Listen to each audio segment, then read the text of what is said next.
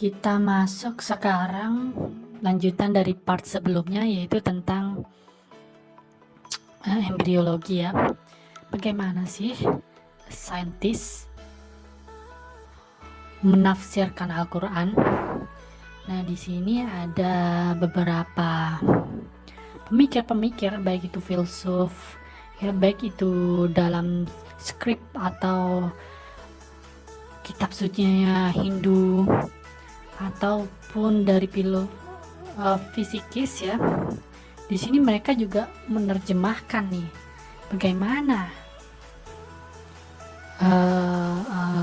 pembentukan embrio di dalam tubuh manusia. Nah, di sini bisa dilihat bahwa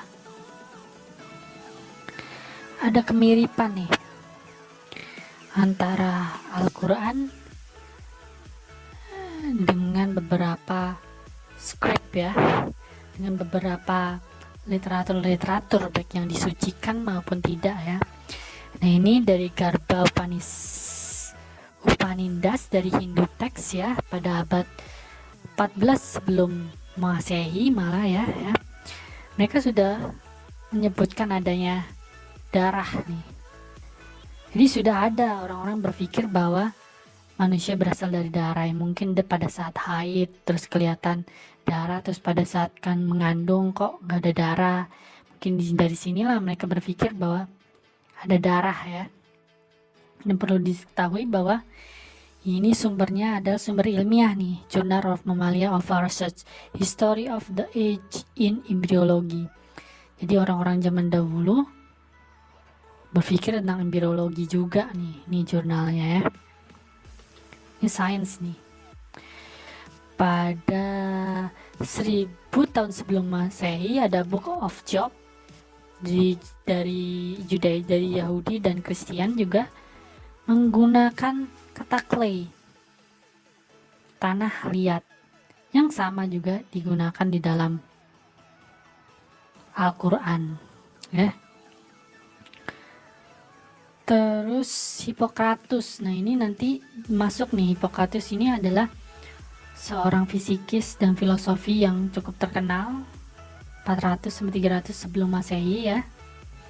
Hippocrates pun juga melihat adanya mother blood.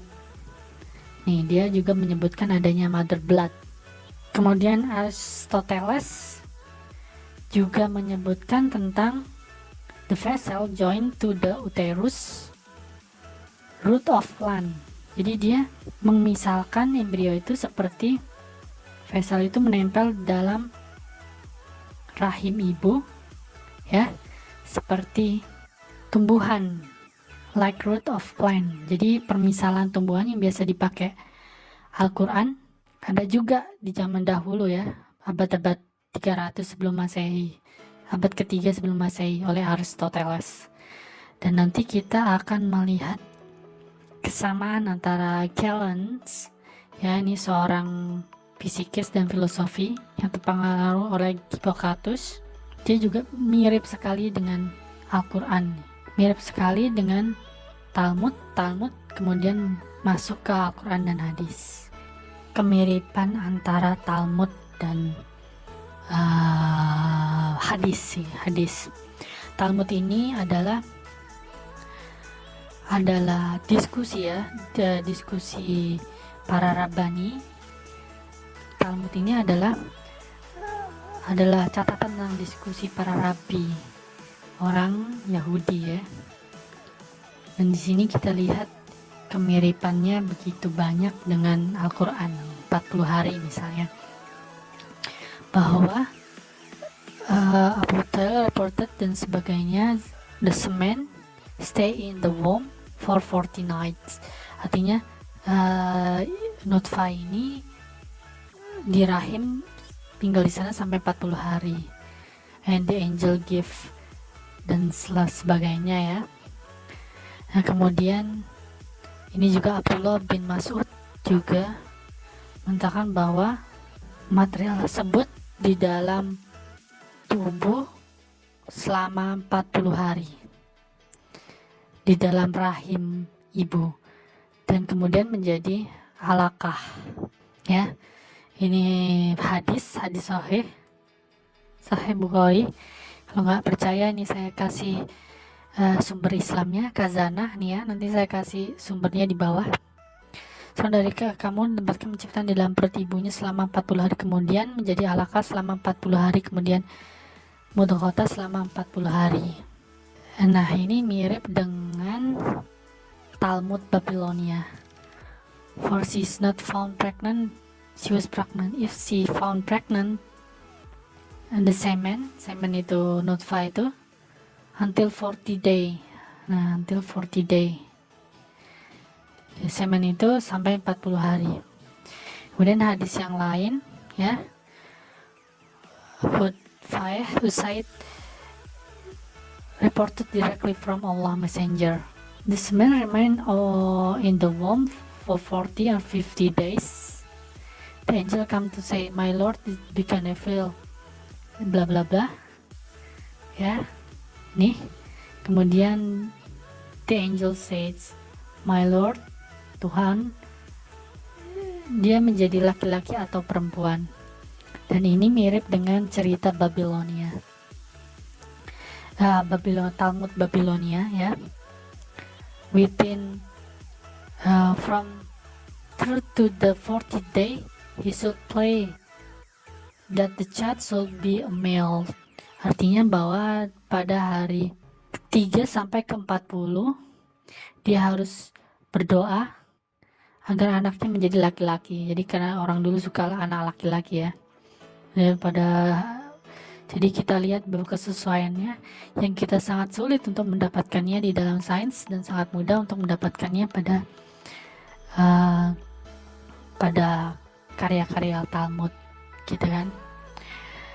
Kemudian saya ingin mengomentari tentang kemiripan antara Galen, fisikawan abad ke-6 juga yang mirip dengan Nabi ya.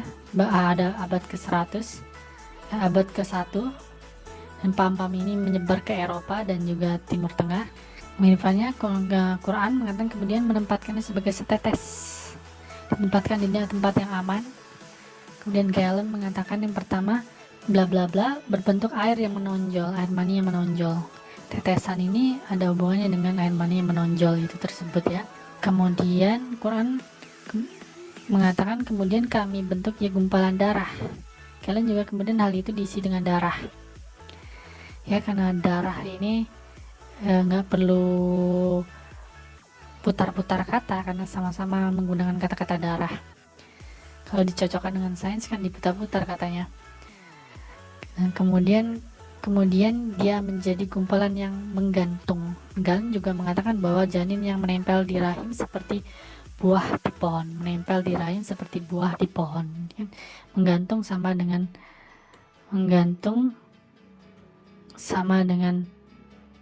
pohon ya. Kemudian lalu dia menggantungkan itu kami jadikan segumpal daging mudghatan, dan janin ini tidak berbentuk dan belum berbentuk. Mudghatan itu artinya seperti permen karet yang digigit, jadi dia tidak berbentuk bersama ya. Kemudian Quran juga tulang belulang itu kami bungkus dengan daging. Ini ada suratnya ya. Surat 23 ayat 14. Dan Galen itu menyebabkan daging tumbuh di sekitar seluruh tulang. Dia bungkus tulang kemudian dibungkus dengan daging. Di sini daging kemudian tumbuh tulang. Jadi begitu mirip dengan karya-karya Galen. Galen ini juga terpengaruh oleh Hippocrates nih, yang sebelumnya merupakan seorang filosofi dan ahli kedokteran ya. Hippocrates juga mengatakan bahwa sesuatu yang disemprotkan untuk menjadi janin itu berasal dari seluruh tubuh tiap orang tua. Dan ini seperti yang kita katakan tadi bahwa dalam Quran surat At-Tariq, maka dalam manusia diperhatikan dari manakah dia diciptakan. Dia diciptakan dari yang dipancarkan, yang keluar dari antara tulang sulbi laki-laki dan tulang dada perempuan.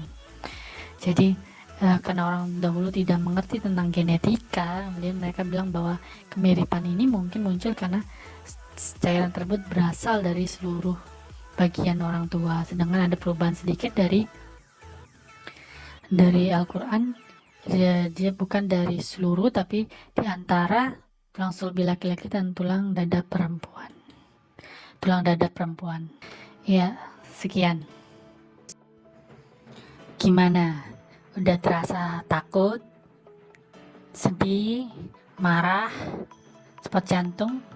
Nah, itu gudangnya ilmu hakikat ya.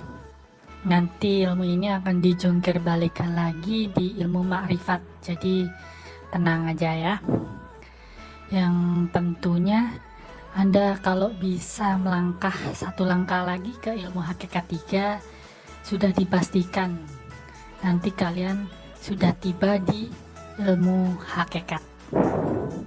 Nah, jadi teruslah pada channel ini, karena kebenaran itu tidak datang pada orang-orang yang cerdas, tapi kebenaran itu datang pada orang-orang yang berani.